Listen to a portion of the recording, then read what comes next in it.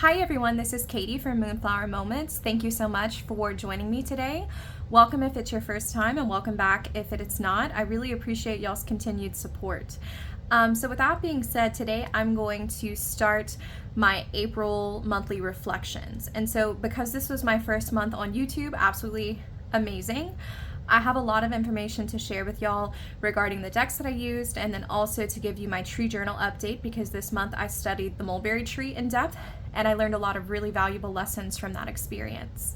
So with that being said, I would like to start off with what my overall cards were for this month. And so around my birthday, which is in July, I sit down and I pull 2 cards for each month for the next year. So I essentially do my Wheel of the Year spread in July. And that being said, my overall cards of the month were supposed to be the reversed Hanged Man and the reversed Queen of Swords.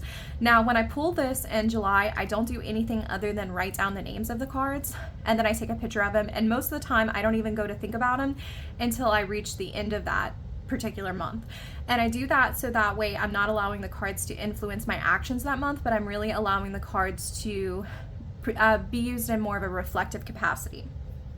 So with my 2 cards being the reversed Hanged Man and the reversed Queen of Swords, immediately at the beginning of the month when I saw these 2 cards, I thought to myself, just briefly, like I said, I don't like to spend a lot of time thinking about it, that perhaps I would have like a hard time speaking my mind this month with the reversed Queen of Swords.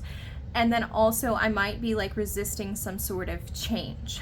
And I think that that was definitely the truth for like the end of March, the very beginning of April, because for a really long time I have wanted to start a YouTube channel. I have wanted to be more public with my tarot practice since it's such a major part of my life. And I have experienced that block. And I almost experienced like the reverse Queen of Swords as, you know that what you want to say is right for you, but you're afraid to express that. And then the reverse Hanged Man, I think of it as someone who's like resisting change. They're resisting that that death card that comes next. And so I thought that this fit for the beginning of the month. As soon as I started like posting my first video, I quickly realized that the energy was shifting. And so what I do is I do tarot spreads almost every single day, like many of y'all do. And if I have a card that really sticks out to me from a spread, I leave it on my altar. And these were my 2 cards for April that really stayed out for the most of the month. And so even though this was how my month began, these are what I think my month turned into.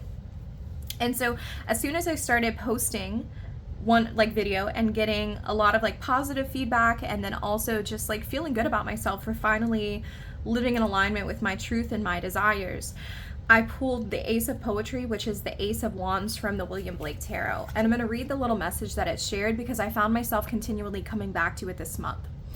So the card says, I come in self-annihilation to cast off the rotten rags of memory by inspiration, to cast aside from poetry all that is not inspiration. And I thought this was a really beautiful thing to read because I'm casting off the rotten rags of memory. So I'm casting off anything that's holding me back. I'm casting off the way things were done in the past, the way that I did things in the past, and I'm opening myself up to everything that is inspiration. And I found this to be the truth because I will tell you that I sat down and I have so many ideas planned for this YouTube channel. I had to buy a whole new journal for it. And so I have like 50 plus really, I think, good video ideas to produce. And I think a lot of that came through with the Ace of Wands or the Ace of Poetry being that inspiration and being constantly within my sight. I definitely felt that creative energy, that leadership quality of Aries flowing through me this month. And then at the end of the month, I also did something that was very Aries-esque that I'd never done before. And I did my first professional tarot reading for someone. And so I thought it was a really great experience. I have read for friends before, and I've also, of course, read for myself extensively. But to put yourself out there and actually start charging for that particular art was something that I never really thought that I'd be able to do. And as soon as I finished doing that, I started getting the Page of Coins or the Page of Pentacles a lot in my reading. This has pretty much been my stalker card for a while now. And I think that ultimately it is because after I did the reading, I did feel good about it, but I felt like I had a lot to learn, remembering that humility. You can go out and you can strike your own and to start speaking your mind and to get caught up in that momentum, but you have to come back to the place of recognizing that you're still learning, okay? And so I think that this fits that. And so this guy is staring at essentially this tapestry or this scroll, and you can tell from the candles being burnt out that he's been at this a while. And I think that's a beautiful representation of where I'm at, because after the reading and just for the rest of the month, I've really sat down and asked myself, okay, where is my skill level at? What kind of readings do I want to do for other people? How am I essentially going to market those readings to other people? If I want it to be a profitable venture, if I want it to be something that is, I'm sharing my skill with the rest of the world and I'm creating experiences with other people that are worthwhile, I always need to continually go back to this Page of Pentacles and to go back to that starting place and to remember that humility, and also that, I still have a lot to learn, but I'm willing to do the hard work to do it. And so I think that this is where I'm at, and this is mostly where I'm ending my month. So with that being said, with those two cards in mind, I picked for my monthly card, or my monthly word, creativity.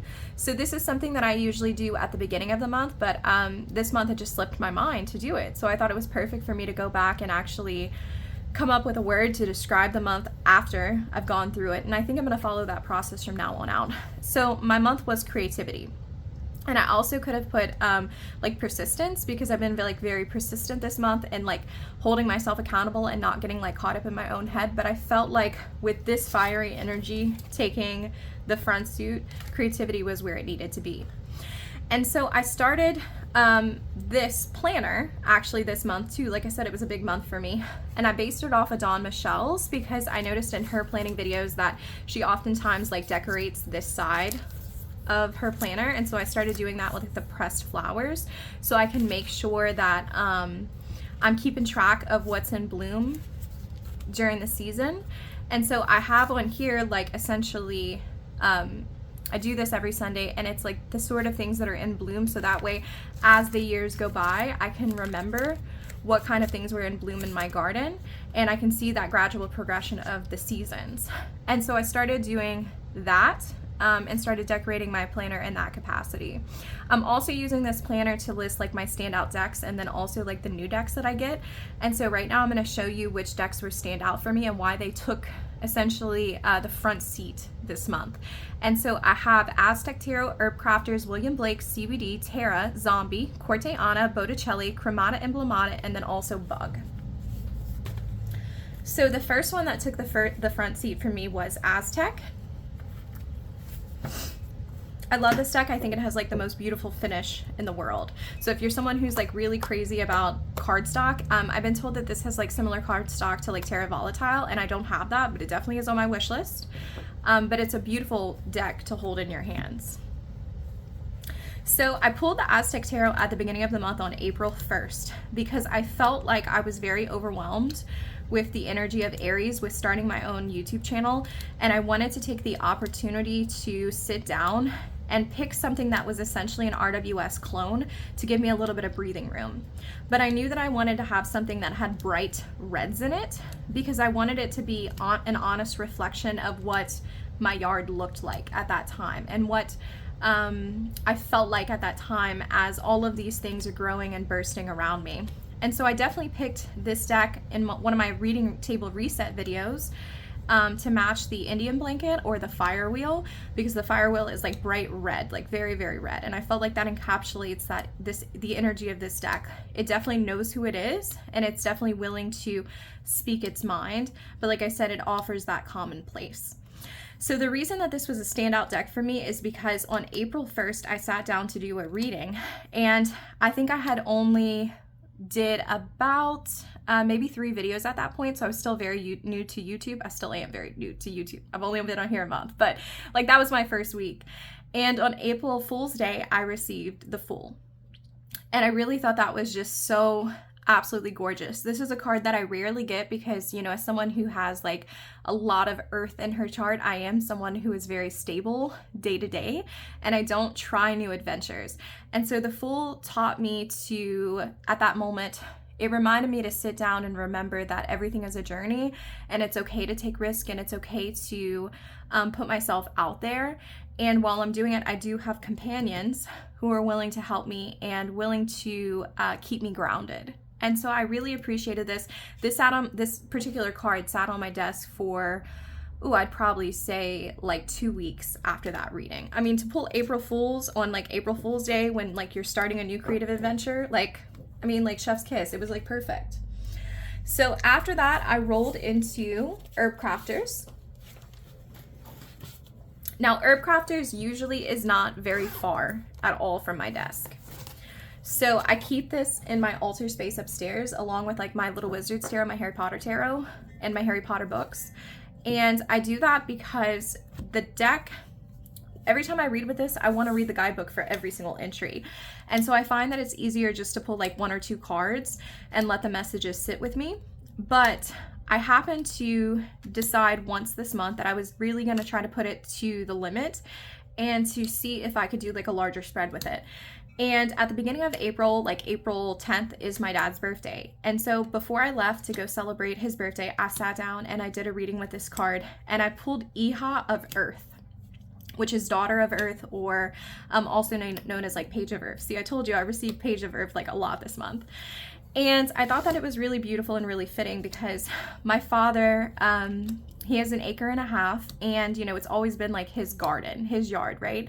Like it's funny, like my mom owns the house, like my dad has the yard, even though like technically their name is like on both properties.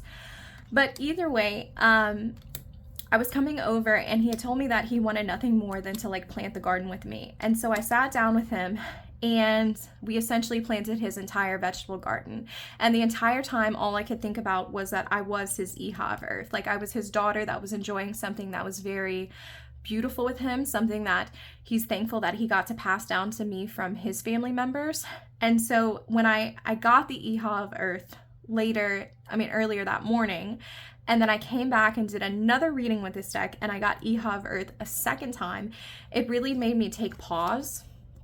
And it made me remember that every moment that I get to spend with my dad and every moment that I get to learn from him and learn about plants with him is one that is incredibly treasured and one that I need to always prioritize. And so with that being said, Herb Crafters definitely stood out to me. Another great example of getting Page of Pentacles. I guess that was my energy for the month, and what a great place to be, right? So the next decks that I worked with were the CBD and the William Blake, and I worked with these together. So that would be the CBD, and then I'm going to grab the William Blake.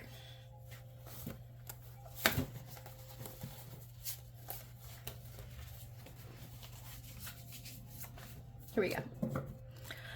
So I like working with the CBD when I'm making decisions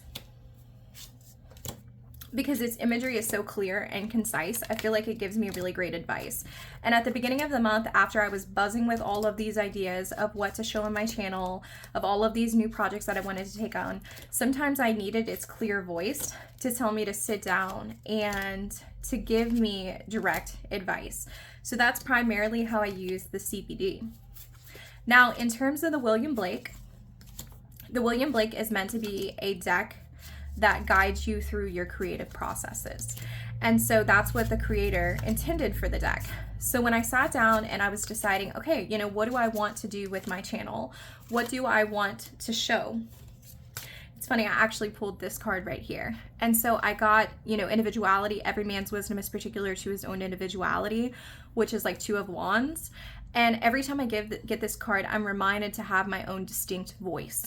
And so I thought it was really beautiful that I had pulled this as I was deciding, you know, what kind of content to create. And the guidebook directly told me, you know, create what feels right to you. You know, don't try to create things that other people are creating. You do you and everything will work out. And so that wasn't the only time that I utilized the William Blake and the CBD together, but it was one of the more memorable ones. Honestly, both of them have stayed out on my desk pretty much all month. I think part of it is because I definitely see both decks as more of a fiery energy. And at the beginning of the month when we were wrapped up into heavy Aries, I really was feeling that creative urge and the opportunity to just share that creativity with everyone. So those are 2 super treasured decks in my collection that I definitely think fit my month as I was going.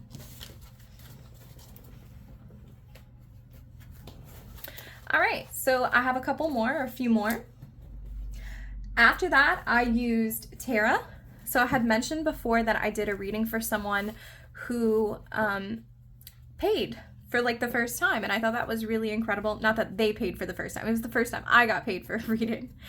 And I knew when I sat down to do my reading that I wanted to pull Tarot. I've talked about this deck so much because it is my soul deck. So the way that Tarot Vampires is to Racine or to Owl Moon, I don't remember the numbers behind her name, but she always talks about Tarot Vampires. I feel that way about Tarot itself. And so when I sat down to do a reading for the client, I really knew exactly what this deck was telling me because I have such a strong and deep bond with it. And so for that reason, it was a memorable standout deck for me. It always is a memorable and standout deck for me. But I knew that I could count on it when I was feeling nervous, when I was feeling unsure, and that its unique voice and the relationship that I had with it would guide me along the way to creating a unique experience for both me and also for the recipient of my reading, my client.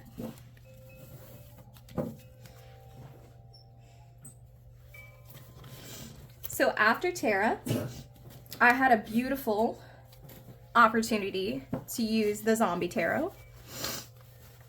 So a friend of mine came to me and asked for a reading, and I utilized the Zombie Tarot with her because I felt like most of what she was going through was interpersonal. I've spoken before about this deck on my channel, but the reason that it always stands out to me as a memorable deck is because it shows the power dynamics between individuals like no other deck that I own. And so I feel like each character has its own really distinct voice. And because they are dealing with like a zombie apocalypse, not only do you get to see like how people would act if faced with difficult like situations, but also their motivations. And so when I sat down to read for her and I used Zombie, I felt like Zombie performed wonderfully. It was the exact tool that I needed. And like, it's crazy to me to think like I paid like $15 for this. I saw it on, I think it was like Lisa Pepez's channel. And I was like, I don't know if I'm gonna like it, but it's only $15. I'm gonna go ahead and give it a shot. And slowly but surely, it's probably solidified its place in my top 10. And so this was a standout deck because of the way that it read for my friends, and then later on also for how it read for me. So Zombie always will come out. You'll probably see way more of it as time goes on. Okay, and then I had Corana. Lovely Corana. I need to do a video on this deck. I'll give its full name in the description because I never call it by its full name, and I don't even remember its full name. It just goes by Corana for me. I need to do a video soon explaining to people how I use this deck because I think I use it in a way that is unlike others people. So long story short, when I gave the reading to my friend with the Zombie Tarot, she wanted me to ask about a particular couple of factors that were going on in her life and to see if those two factors were related to each other. And so what I do in that case is I pull two cards to represent the two different elements or the two different factors, and then I pull this card and place it in between those two larger ones to see if the cards are related or if the ideas are related.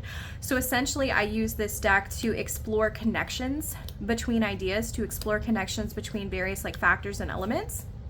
And it always tells me very clearly, yes, there's a connection, no, there's not a connection. And so I use it like as a clarifier, but it also performs in its own right. And so Corana definitely stole the show. It also was one of my favorite decks that I paired with Tarot Katamada Emblemata, which I'm going to show in a few minutes, which was a new deck for me this April. So if you don't have this and you're like on the fence about it, it is a pricey deck.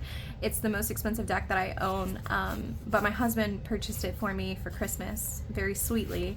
But if you have the money and you're looking for something that like reads unlike anything other, I do really think that this is a great investment deck.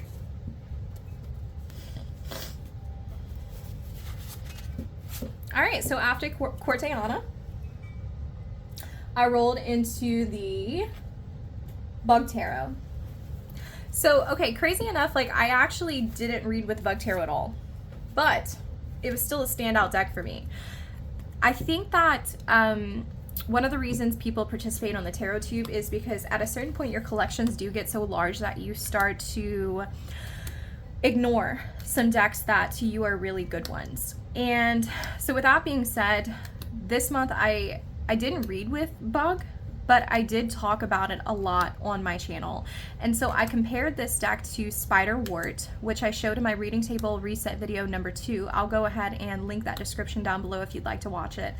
And I compared it to, like I said, Spiderwort. And Spiderwort is a medicinal plant. It's very simple. The flowers are very simple, but it tells you exactly what you use it like in a, I guess what I'm trying to say is its simplicity is what makes it so valuable, because it's something that people ignore, just like the bugs that are on like the side of the road. People ignore the bugs that are there. And I think I talked about this deck in relation to Spiderwort for like 2.5 straight minutes in that video. And I had never really sat down to appreciate what it is about that I love about Spiderwort and what it is that I love about the Bug Tarot until I sat down to make that video. And so I guess in that sense, this is a memorable deck for me because it reminded me that bonding with decks can come in many forms. So it's not just about using them, but it's also about like exploring them and making connections between them and perhaps plants or objects that are in your life, or giving them nicknames and things like that. So I don't know, I had a good time with this. Even though I didn't use it, I still had a good time with it, and it still was a standout deck for me because of the connections that I made in that video. I do hope that makes sense. All right, so those are my standout decks that were not new. So I'm gonna run through the decks that I bought that were new. So the first deck that I bought this month was White Sage. I'm still figuring out how to use this deck. I'm still trying to figure out how to use it. So when I first opened this deck on camera, which I think was in my video of maybe tarot community build, I think it was like the first video that I made, I raved about how I thought that this deck was gonna read for me, because even though it is pippish, I do see the pips to be very like intuitive, and so I get a lot from the imagery. Now I said that, but I have not used it since. Like I have not. I really haven't. I say that, but like I've tried to use it for a couple of readings, and honestly, the readings that I've got with it have just confused me. And it's not because I can't read the imagery, but because it feels like the answers I'm getting don't match the questions that I'm asking. So maybe like I need to reframe my question. Maybe I need to like try to use this deck for a specific purpose. I don't know. It's definitely going to stick around because I think because of its tin size, it's going to do really well in my purse. But I've just been very hesitant to kick out my other everyday carry tarot, which is my Enchanted Forest, and replace it with this. But I think that maybe next month I need to do that and set Enchanted Forest on the shelf and just give this deck the chance to shine. So this was the first new deck that I bought. Very, very affordable. I mean, like I bought it with my Amazon reward points, so it was basically free, right? Like that's definitely some girl math. My husband doesn't think it's free if you use your credit card points, but I do. I hope you do too. But very affordable. I think it was only like $15 on Amazon. I'm gonna give that one another shot when I have the time. The other deck that I bought was the Tarot of St. Petersburg. I went to a local metaphysical shop with my husband in April, and I thought it was really nice just to walk around and like look at decks with him. And I picked up this one because, I mean, okay, listen, I haven't seen anything about this deck going out of print, but sometimes you just like get a hunch like you better buy it before it does. And so I think that's what happened with this one, is that I thought to myself, okay, because the imagery is so old and like US Games decks, I feel like a lot of them are going out of print right now. I just felt like it was time for me to get this before I moved on. I'm also like obsessed with anything that has gold on it. So even though this isn't like the golden like low scarabeo, like the next deck that I'm about to show, it doesn't actually have the gold on the cards. The gold borders itself is like really appealing to me. And so I knew that I had to get it before it went. And I've had some pretty successful readings with it. Like I said, the page of coins that I showed earlier comes from this deck. So overall, like we're still getting to know each other, but every reading I've done with this deck has been really spot on. And so I think that this is what I'm going to continue to use and leave out on my desk for a while to bond with. All right, the next new deck that I got was the Botticelli. If I'm saying that wrong, please let me know. I have no idea. I know I should, but I did not look that up before starting the video. So this is the Golden Botticelli by Lo Scarabeo. I think I pretty much have almost all of these golden decks by now. I love golden decks. Like, I love the way that natural light and my lamplight just like plays on this shiny, I don't know, what do you call it? Foiling? I guess you call it foiling because it sticks out above the card. But I really felt like this deck, I needed to buy it during April because it reminds me so much of springtime. And I saw that, ooh, who is the person? I'm like blanking on their name. Give me a second. Garden Moon Goddess. Ooh, she's the one that has the Oracle deck that has all of the Hellenic figures to it. Thea. Okay, Thea. I saw that on Thea's channel. She also listed this as one of the spring decks, and I'm just so glad to see her included on her list because ultimately, like, this is the ultimate spring. You have like these light like pink colors, and you have like these light greens and these blues, and these pastels are just perfect for this time of year. So it took me about 2 weeks to use this one after I got it, I think because I was like so like overwhelmed with like William Blake and just, I don't know, I get fixated on William Blake and he stays on my desk and then like he doesn't leave. But after I kind of like forced myself to put that one up, I grabbed this one, and then every reading I did was just like spot on. So Botticelli, we already have a great relationship. Can't wait to continue it. Absolutely incredible deck. And I love this little bag that I have for it too. It definitely reminds me of spring. Okay, and then I'm at my last new deck. Now do keep in mind I'm on like a low buy month, or actually low buy year, to where I'm only supposed to be buying a deck every 2 months. So I probably shouldn't have had 4 listed here, but I might do better next month. We'll see. We'll see. We'll just, to be continued, we'll wait and see. But technically I bought this one in like, I think February. I pre-ordered it, so I don't think it counts.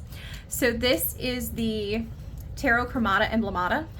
I did a walkthrough, or a flip through actually, of this deck. I also did a video where I played with just like all kinds of decks in my collection. Like I really didn't have like any rule other than the decks that I pulled had to be like historic, to see where it fit within my collection and what decks I could pair it with. And so I have been amazed by this deck. I got it in like last week, and like it's showing up on my YouTube channel because I cannot stop thinking about it. So pretty much like my entire practice is like centering around this deck right now.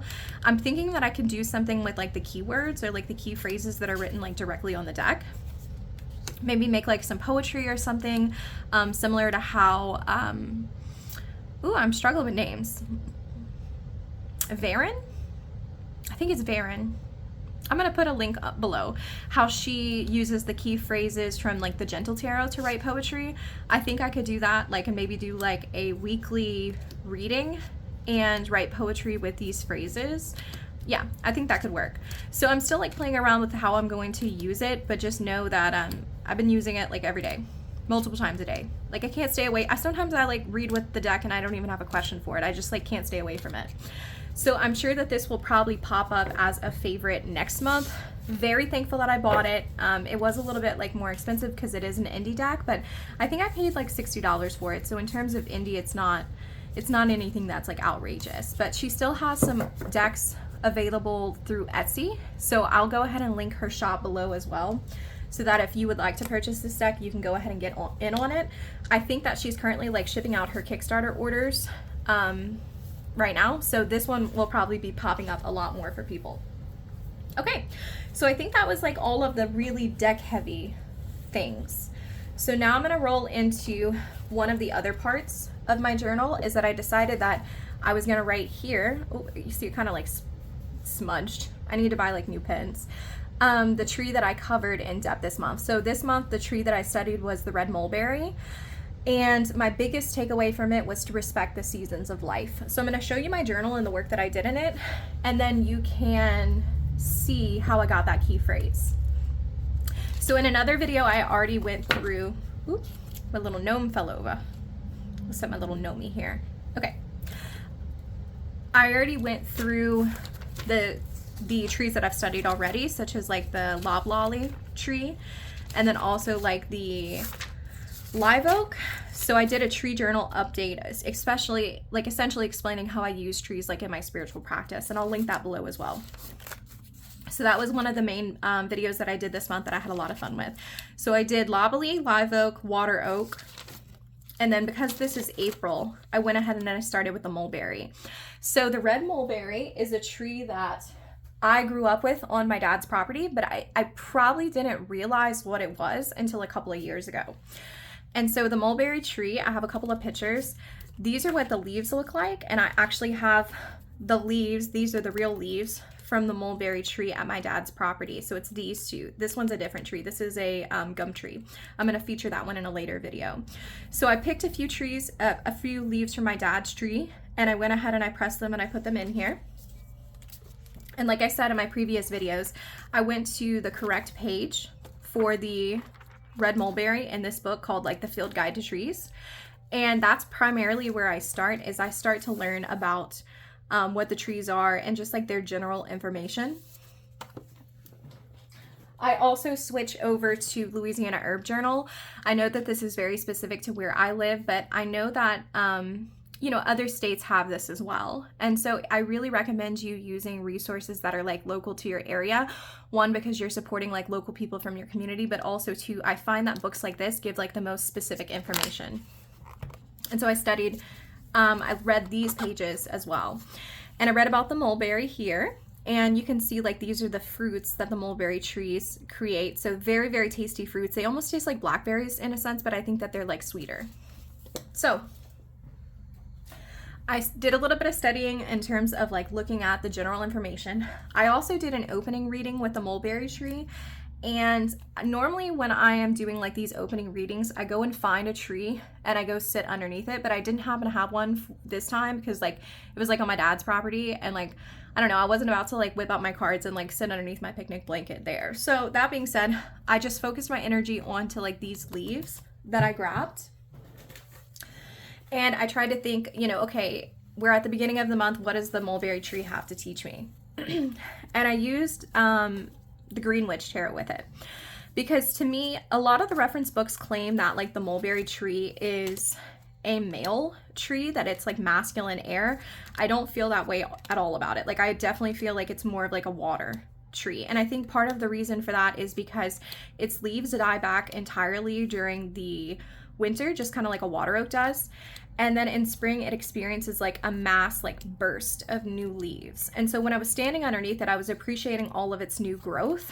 And there was something about that dynamic change of understanding that like that life has to come in a cycle, and like trees have to die back in order to be like reborn, and like just that continuous cycle that really reminded me of like the shifting and the ever-changing nature of like water. So anyway, I knew I wanted to get a deck for it that reminded me of more of like a feminine side of things. Obviously this depicts like green earth more than it does like water, but like it definitely is more of like in a feminine energy kind of space. I also wanted to pick a deck that like reminded me of like my childhood. And this is the primary deck that I use when like working through childhood things. I feel like it's like my inner child deck. This imagery is definitely the type of imagery that I would want to see if I was a kid. And so anyway, I used the Green Witch. And on the first reading, I got like 8 of Chalices, which is 8 of Cups, and then the Horned God, which is the Emperor. And so I knew that the mulberry tree was essentially here to teach me to set boundaries and to assert myself, say, for example, like the Emperor, but also to recognize that like those choices and the way that I'm asserting myself could lead to me leaving behind certain people and certain things. And so I knew right away from like the first reading that it was going to be more of a melancholy sort of month. And like the tree was here to teach me like deeper melancholy things.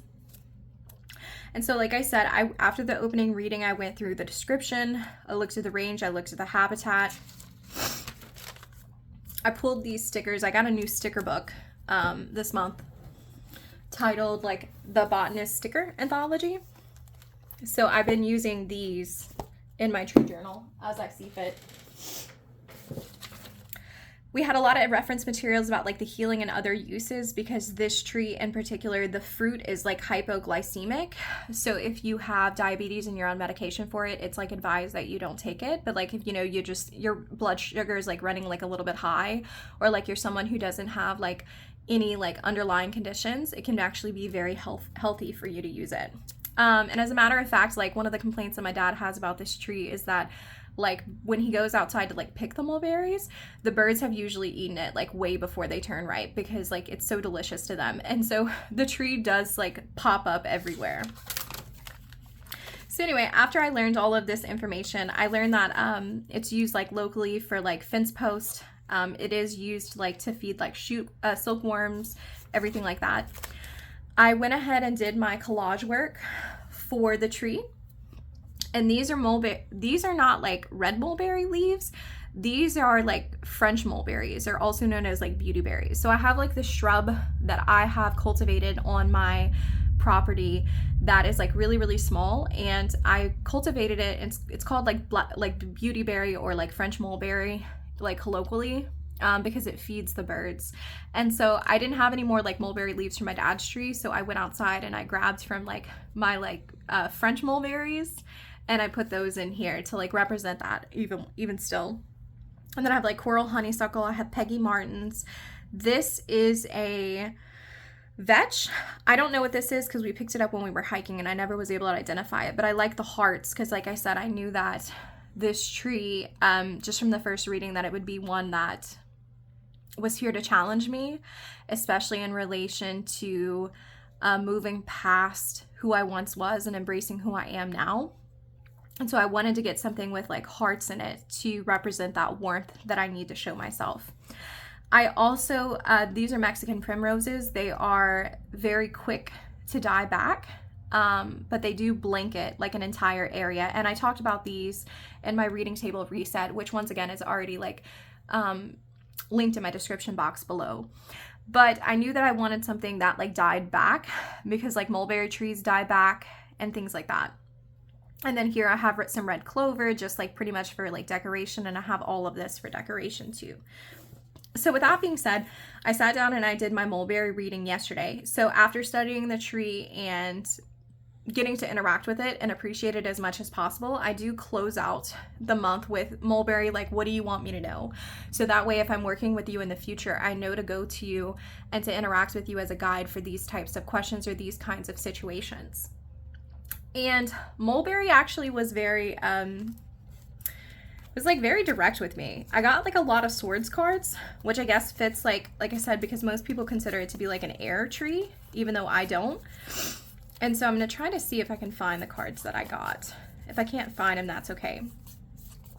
So I got Queen of Swords, King of Swords, and then I also got Nine of Pentacles. Let me see if I can get it. I should have had these separated out, but I did not. Bear with me. Okay. There we go. There we go. Oh, here we go. I did have them separated out. Okay. So at first I grabbed Queen of Wands and then the King of Swords.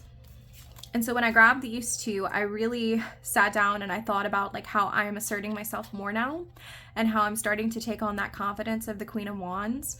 And while I do so, I might be coming off as like the King of Swords to people, someone that is a little bit more direct and straightforward with what they want, and someone whose like actions can be seen as a little bit hurtful and cutting, when in actuality, like I'm just trying to essentially live my truth. And then I pulled two more. I got the Queen of Swords, which definitely is similar enough to like the King of Swords that I was like, okay, I get it. You don't like me asking the same questions, I get it. And then I also got like the Nine of Pentacles. And so from this, I see that this woman is working. This dad is like really proud of his children, and his children are just kind of like lollygagging around and like playing. And so the basic message that I got from all of this is that I used to be this child that was able to play and to really just enjoy life without any sense of the fact that it would one day end, right? But this dad who's watching these two children, he understands that like they're not going to be young forever, and that's part of what brings him so much joy.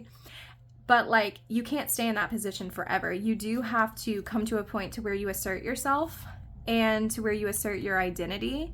And so it really did bring on the idea to me that life is not permanent. And so it was a very nostalgic, heartfelt melancholy reading for me yesterday. I almost cried through it because it reminded me to essentially respect the seasons of life and to recognize that like you're not going to be young forever and that time creeps by. And so the creeping of time was another like major phrase of it, because you know, you're little and you're playing and you don't realize that one day you are going to get older and you're going to have to assert yourself and start to think about how you come off to other people. And so I saw this really as a progression, right? Like the mulberry tree, when you're younger, is all about like temporary play, and it offers you that shelter to hide away from the world. But then life creeps in and you have to expand when you're called. So when you feel it in you that it's time to move on, when it's time to transition, when it's time to go forth, you have to go, and you have to be willing to expand when you're called. And then as you get older, you look back and you reflect and you experience deep thought, and it causes you to realize that like life is impermanent. Okay, and I don't know if I really believe like life is impermanent necessarily. I do to a certain point like believe in reincarnation. But I think like in this incarnation, it is important to recognize that we're all going to go through seasons of life, and you don't have to be afraid of change per se. You don't have to see change as like a scary thing, or like time as something that's meant to like, I don't know, be a negative thing. Like the passing of time can be a good thing, but I think that you need to show it like the proper respect and the proper reverence, that like you're not going to be small forever. You're not going to be in these situations forever. So essentially to appreciate and love those moments while they lasted. And so that's primarily what I learned from Mulberry. I think in the past I've been able to have like a more succinct set of keywords, but the Mulberry didn't want that for me. Every time I sat underneath it and I pulled cards for it, it really did want me to understand the entire cycle of life. So with that being said, that is what I got from it. And I think that it was the type of work that I needed to have this month, that as I'm like moving forward, to sit back and not forget the past as well. And so with that being said, it all leads back to, like I said, my chosen cards of the month. So, you know, as you're like starting off in life and you're experiencing like that Ace of Wands, like very creative energy, you're starting off on your own ventures, it is important to come back to your roots and to remain humble and to remember not only the skills that you have, but how you came to develop those skills. And so I think that that was my April lesson, is to remember where you come from, how you got your skills, and to use that as the opportunity to fuel you and to be thankful for that past. So with that being said, this was my April reflections. So I know it was a bit of a meandering one. I think this is probably like the longest video that I've ever recorded, but I think that I'll keep this general format with like decks and tree journals every single month. So once again, this has been an incredible first month of me being here. Thank you so much if you've stuck around to the very end. Thank you to everyone who leaves comments. Thank you to everyone who leaves likes. I really do enjoy inhabiting this space and sharing with you guys. And when you comment back and tell me that you're enjoying my content, or you know, I've inspired you in any capacity, it really does remind me that what I'm doing here is a part of like my greater purpose. So I thank you so much, and I will see you again probably sometime later this week. And let's just hope that May treats us just as good as April did. So thank you so much.